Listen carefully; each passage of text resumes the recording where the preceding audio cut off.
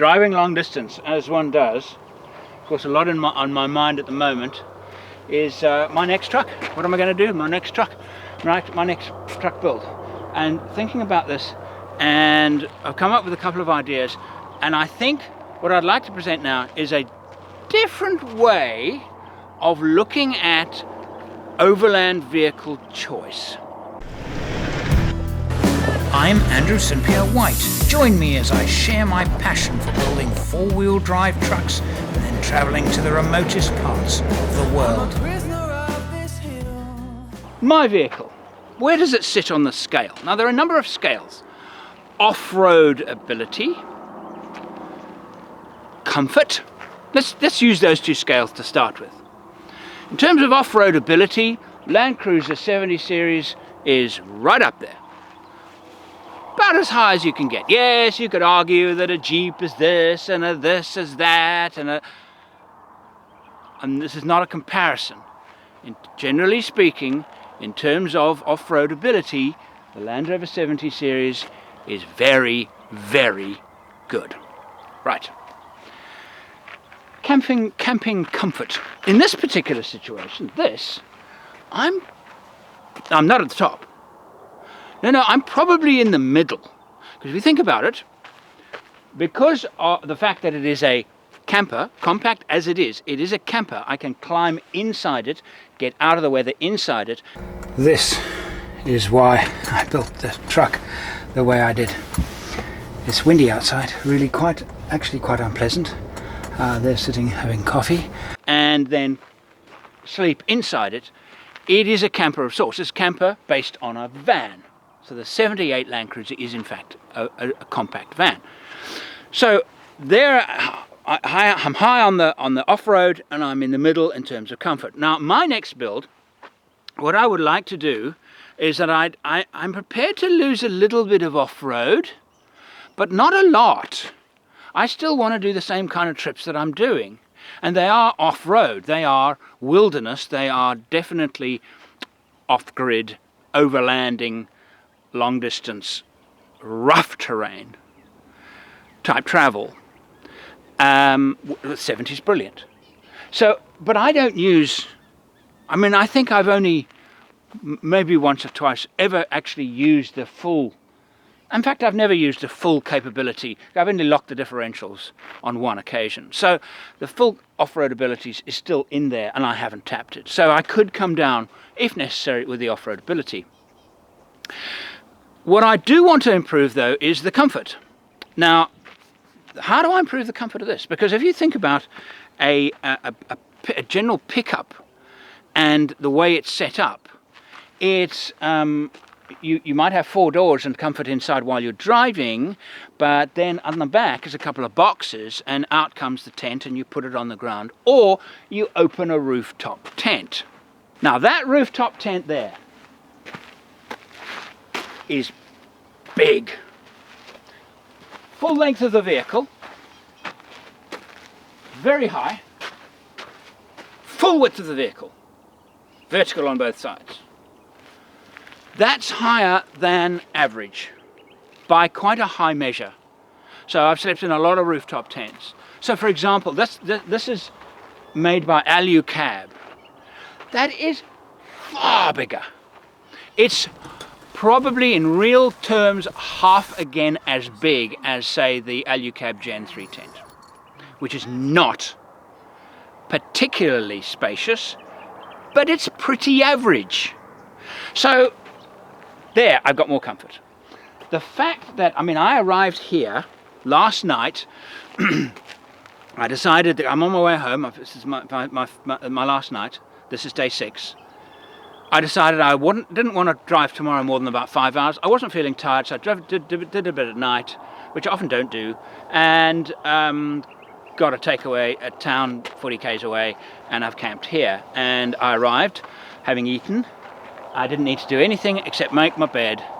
And so that total process, from the time I closed that door, took the keys out, closed the back door and got into my bed, was no more than 5 minutes. And that's the beauty of the system. It's just wonderful. I'm not going to try and improve that, because that is a measurement of comfort, isn't it? Because anybody can be comfortable on, if you want to. How much effort are you going to put in? How much time are you willing to spend on getting yourself comfortable once you've arrived at your campsite? That's an individual choice. Me, I don't want to spend a lot of time making myself comfortable. I want to, when I arrive at a campsite or at a beautiful spot, I want to grab out my cameras and start filming things because I like doing that. That's my primary objective. Of some people will like to go fishing, some will go hiking. It doesn't matter what it is. How much time do you want to spend in your campsite making yourself comfortable? But I say this, some people, that's why they go camping. And that's okay, it's fine. If you love that part of camping, is working around the camp and making things nice, and that's your thing, then what happens is that you're on the comfort, your necessary comfort and all those things, the most flexible, least flexible, that becomes least flexible. I don't mind doing the work around the campfire. That for you, personally, becomes least flexible. See, that's what you've got to do. You've got to decide what's flexible and what's least flexible. For me, that's least flexible. It's a very, very low on the flexibility thing. If I have to spend long, I just get frustrated. I want to be out, because so often I'll arrive at a campsite and the light is beautiful, gorgeous, gorgeous light. Hard right, yeah, and now left.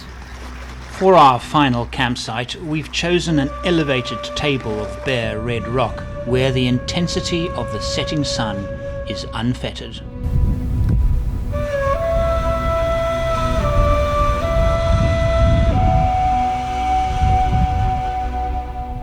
I am not pitching tents when the light is gorgeous. I'm out doing what I love doing. Fishing, the tide's just ebbing, or whatever you fishermen need. You don't want to be pitching yet. You want to be out fishing. So we're all different. The new build that I am now going to build will not be better than this in terms of that. I don't need to make it better than this. However, what I'm trying to do, and I believe I can do it, is to increase the level of comfort. I want a proper camper. A proper camper that I can sit in the evening and do some work on my computer, even do some editing for my content, watch a movie, make a cup of tea.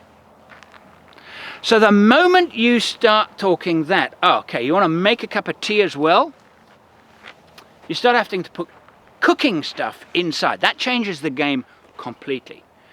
Because if you look at campers, even based on the 76 Land Cruiser that are built in Europe, particularly Germany, you'll find that they are all dedicated to live in. So here you have a compact vehicle where you live in. These are not wonderful for living in. They're not big enough inside. So it's an outside vehicle. It's a cook outside. Imagine cooking a steak inside that tiny enclosed space. You wouldn't want to do that. You really wouldn't want to do that. I don't want to do that. So here we have the compromise is it's inside when you need to. It's very, very fast. But my cooking, even making a cup of tea, I'm going to be outside the vehicle, not inside. So that begs the question. How comfortable do I want to make it? How comfortable do you want to make it? It's very easy to make things comfortable if you're prepared to spend time making them comfortable. And because I'm not, the solution has to be something simple. Click, click, click, push, pull, done. All right, same as this, similar to this, 5 minutes or so, and I'm going to be happy. What product is that easy? Well, if I look at around the campsite now, there are a few vehicles. They might be worth mentioning. And it's the first time in 5 days actually I've been camped close to people. There's a typical large style camper. A camper trailer. That's a camper trailer not in the true sense of a camper trailer. Well, true camper trailer really is a caravan, isn't it? And of course a caravan eliminates off-roading kind of completely. And of course the bolt-on camper is a very interesting solution if you can get it right. Of all those vehicles, this is the smallest. Caravans, I'm not interested in towing. Not interested in towing, and I've actually made a video about why I'm not interested in towing. And the day I start having to tow my accommodation is the day that I got this wrong. Alright, so towing is out. But there is an alternative. How about a bigger vehicle, like the one over there? Very interesting. I think very interesting. Alright, here's a few pointers about those big vehicles. How well do they work? What would you be giving up? What would anyone be giving up over something like this because of the size? This vehicle is perfect for the kind of traveller, like a grey nomad, who wants to do an extended trip, months, years maybe, travelling around Australia, across America, wherever, where you're living out of the vehicle, but you're also travelling to extremely remote places. Fuel economy. Is that a big deal? Fuel's expensive. Doesn't matter which country, well, I wouldn't say doesn't matter which country, Oman and a few other Gulf states, fuel is very cheap. But generally speaking, even in you guys in North America, fuel is not cheap anymore. You used to have it good, you don't anymore. You have to, like the rest of us, think about the pocket when filling up. You're talking more than double this. More. But look how comfortable you can be. I've seen trucks, campers like that are very awkward and clumsy and clunky, and I thought to myself, I don't see the point, apart from being able to get inside. I can get inside here. But I've seen others that are really beautifully designed. You've got all of the conveniences, and they're big enough and they vent well enough for you to be able to cook a steak if you wanted to, but you cook inside. So they're more live inside, than live outside. That's the general thing with those larger vehicles, more in than out. But those that have good access from the outside are better for that multi-purpose task, inside and outside. In Australia, it's mostly outside. Africa, it's mostly outside. North America, very much a mix. Europe, mostly inside. So, okay. But now, they're great for living out of. I wouldn't live out of, I would find it difficult to live out of this. And when I say live, I'm talking about spending more than 2 to 3 months.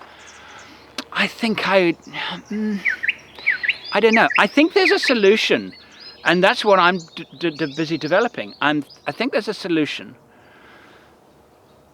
that isn't that size, that isn't even the size of that Toyota camper we saw earlier. It's based on a Hilux and a big thing stuck on the back. Those vehicles handle terribly. There's so much weight on the back axle.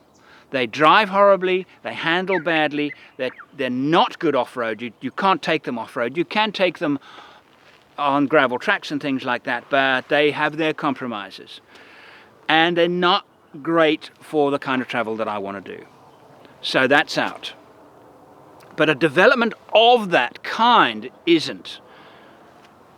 So, where do I go from here?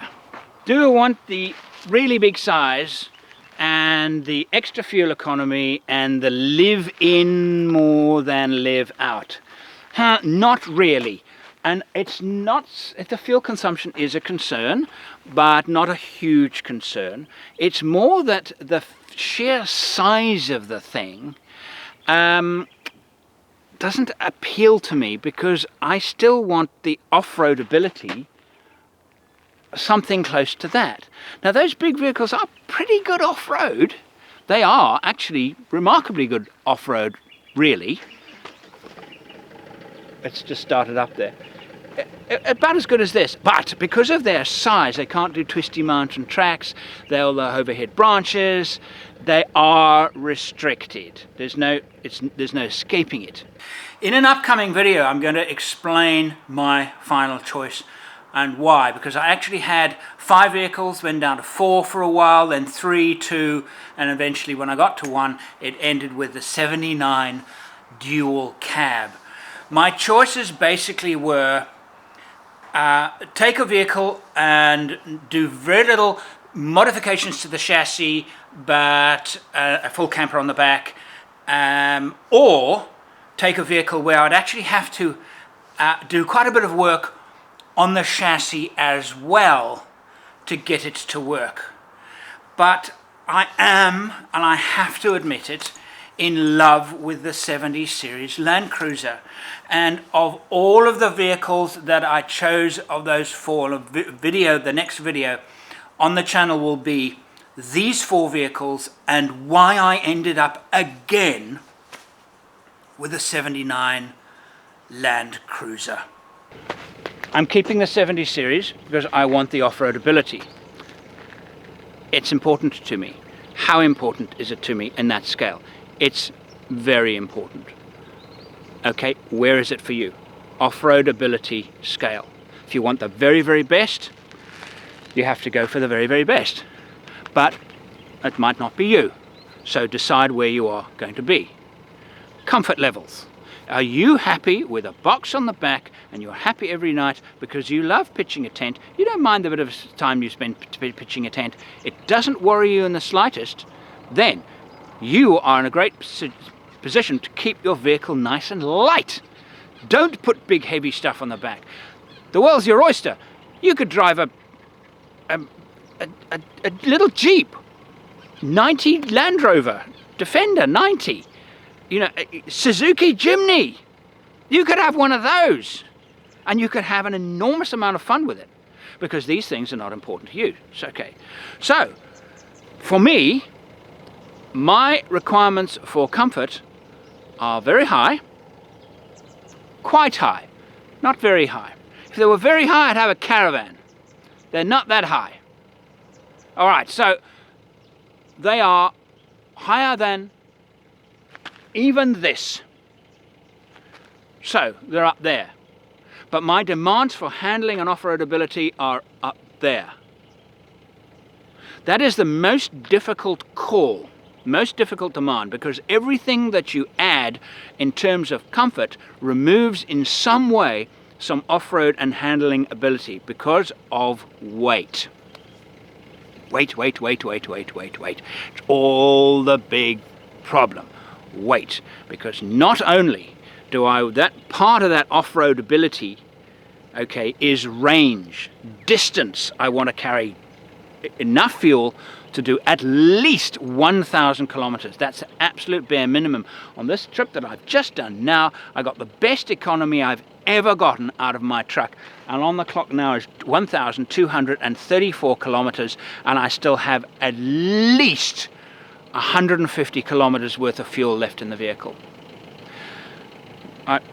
Fantastic. 2 90-litre tanks, original equipment. I will have to do something about that.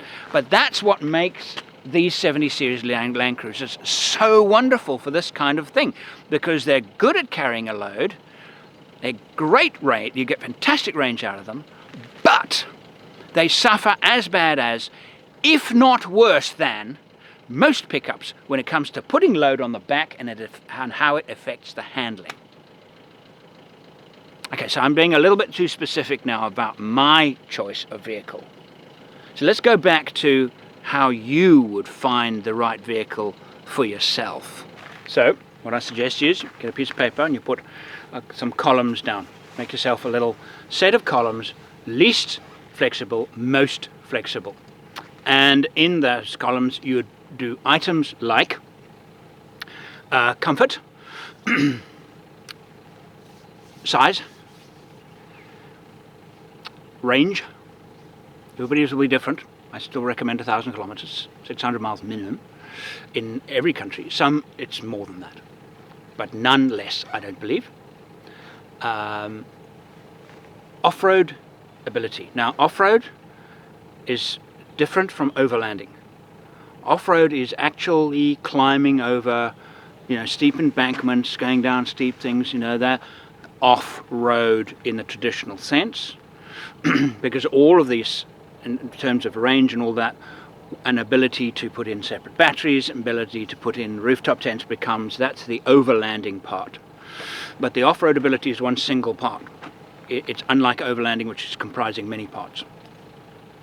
And then you will be able to then take a vehicle choice and then say, how are we doing on the scale? If your off-roading is not to be compromised, then you've limited your choice of vehicle significantly, but because it's on the least flexible part of the page, very high on that, it's going to compromise it in other ways, because one fights the other. Comfort and off-road ability are difficult things, as I've said, to both get high. I believe I found the solution. I don't know if I found the solution, but I'll tell you something. This does extremely well on both of those graphs. And I cannot think of a vehicle now that equals it. I'm sure there are, but I don't know of them. But I am now going to try and better it. Because if I can get a more comfortable back-end camper type arrangement on the similar chassis to this, then I haven't I? I've increased the comfort levels while not necessarily decreasing the off-road ability at all. But if I am, because I'm talking about a longer wheelbase, if I am going to, then the longer the wheelbase of the vehicle, the lower its off-road ability, correct? So, again, how flexible is that? For me personally, it's a bit flexible. Not hugely, but it is a bit flexible. The comfort side and speed is also not flexible, but it is flexible to a point, because if it was not flexible at a point, I'd have to get a very, very large truck, and then I would have to compromise on the off-road. You understand what these two things, these two fighting forces are fighting each other? So I suggest that's what you do. And then you start talking about, okay, if I wanted, what do I want to do inside the vehicle? So I'm talking about a camper now. I can climb inside. Do I have to be able to cook inside? Because that's now not flexible. Or is it flexible? If it's not flexible, then you have to start asking a whole lot of other questions. I don't want to cook inside, so for me that's most flexible. What is it for you? Do you need a shower? I've got a fantastic shower, brilliant shower. I want to shower inside. How flexible are you about that? Not really flexible. Good, because my new vehicle will have an outside shower as well. Those big vans and trucks and caravans can have showers inside. Again, that becomes more flexible, and down goes the off-road ability and other things too. So again, it's every single thing you put into a vehicle is compromised to an extent. That's why the least flexible, most flexible graph idea is so valuable, because the moment an idea comes, you look and you say, no, it sits in my least flexible column, and that doesn't have one. It's out. Buy. And you just eliminate things immediately from the list. You don't have to go, no. And eventually you'll find one that scores the highest on all of the least flexibles. And on the most flexibles, doesn't matter, because you're most flexible. It's a wonderful way of getting down to the nitty-gritty, the foundation, the actual base. So when you walk away with that vehicle that you now have to build, and you say, you've already taken care of the least flexibles. Those are done. And the worst thing that can happen when buying an overland vehicle, because you're now going to invest not only money in it, but mental space and excitement about the trip that you're going to do, and you get really into it, and suddenly you go, bugger. Oh, because one of those least flexible things you didn't think of. But that's only got 2 seats and I need 4. Okay, so that's how you avoid the calamity, and you have to ask all these different questions to yourself. Make yourself a grasp, least flexible, most flexible, and at the end of the day, when you walk away, you will have the closest possible solution already there in front of you, in your drive array, ready for you to start working to build your dream overlander. I hope my little insight has helped you and helps you to create your dream vehicle. Thank you for watching.